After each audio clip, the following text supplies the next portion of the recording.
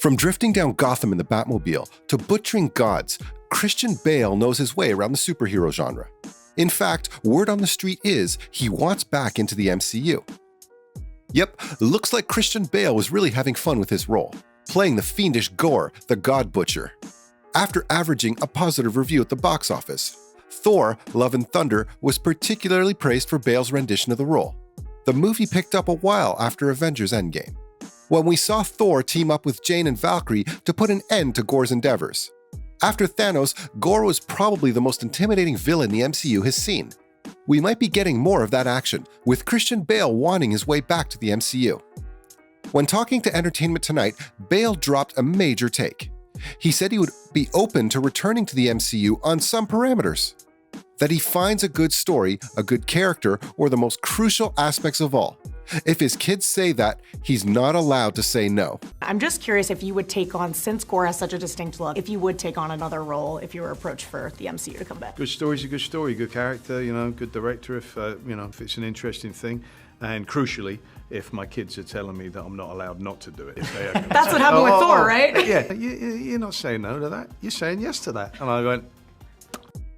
Guess even God butchers bow down to their offspring.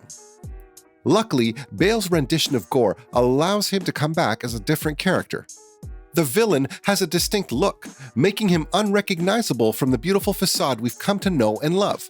But this begs the question, if he does come back into the MCU, what character will he play? Well, after playing such a gritty villain, it'll be exciting to see Bale back in a heroic role. Honestly, we don't really have to worry about a vacancy in characters. It wouldn't be particularly difficult for Kevin Feige to pick out a character from an 80-year-old shelf of characters. Christian Bale is known as the chameleon of Hollywood. Though, as much as we all love him playing some lighthearted comedic roles, there's something about his serious characters that just hit differently. In my eyes, Bale would nail it as Sentry, who's known as Marvel's Superman. It's tricky though, and I may be too choosy here. It's just that, considering the number of villains there are to choose from in the MCU, it's hard not to want Bale to really recreate what he just did with Gore the God Butcher. Or we can have him get the best of both worlds and play someone from the anti-hero category. Want to know my pick for that? Let me set the scene. Christian Bale, leather jacket, riding down the street only to ignite into the Ghost Rider. I'm not sure about you, but I feel some way about that.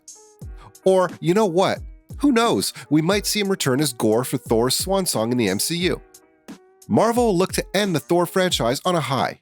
Though nothing is inked out on paper, that leaves us with no choice but to wait until anything is confirmed, or perhaps reminisce on some of the other superhero movies Bale has nailed in the past, starting with Batman Begins. Now, Bale has had an illustrious career in the world of cinema. In fact, some may even argue that he got his big break from superhero movies rather than American Psycho. Despite his name being thrown around to become the next Agent 007, Bale decided to play a different playboy, philanthropist millionaire. It was Bruce Wayne in Batman Begins. Christopher Nolan's trilogy decided to take a different perspective on the character. Where previously, Batman was really treated as a comic book character, Nolan wanted to keep the role more grounded and closer to real life. The casting was perfect. Honestly, it wasn't difficult for fans to imagine Patrick Bateman as Batman. I mean, he's pretty much another crazy guy in a suit. No offense, Patsy. And we've all seen his viral body transformations coming back jacked after dropping a crazy 63 pounds. All in all, alongside the supporting cast of the likes of Gary Oldman, Morgan Freeman, and Michael Caine, fans enjoyed a psychological marvel around Bruce Wayne's journey to becoming Batman. Even though the film had its fair share of issues, including lousy passing and wonky fight scenes, the movie revolutionized the comic book movie genre. Who knows if it weren't for Batman Begins, we wouldn't get titles such as Logan or MCU. The film did another significant thing, right?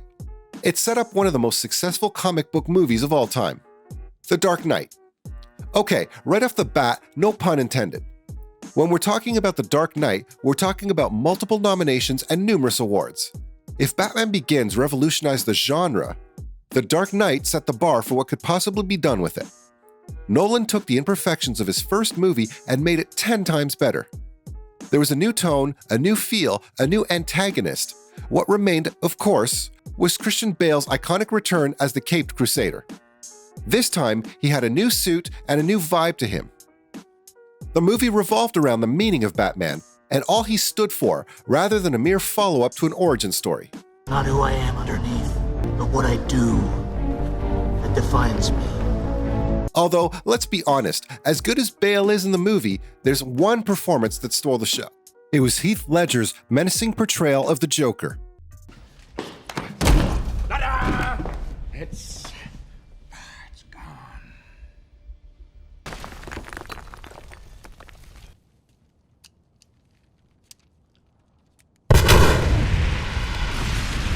The movie was a nail-biting tale of a cat-and-mouse race between Batman and the Joker.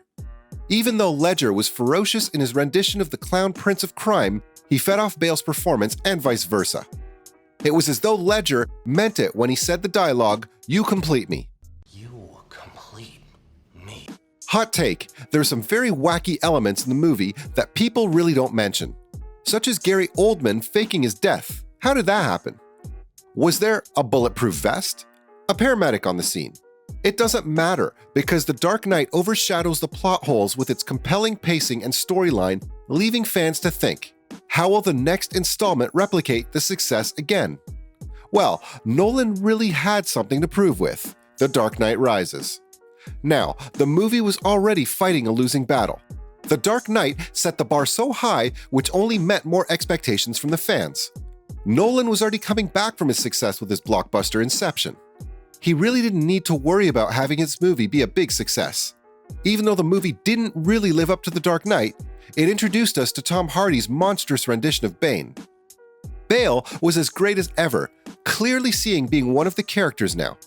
Even today, people still revere him as the supreme Batman in a list of contenders.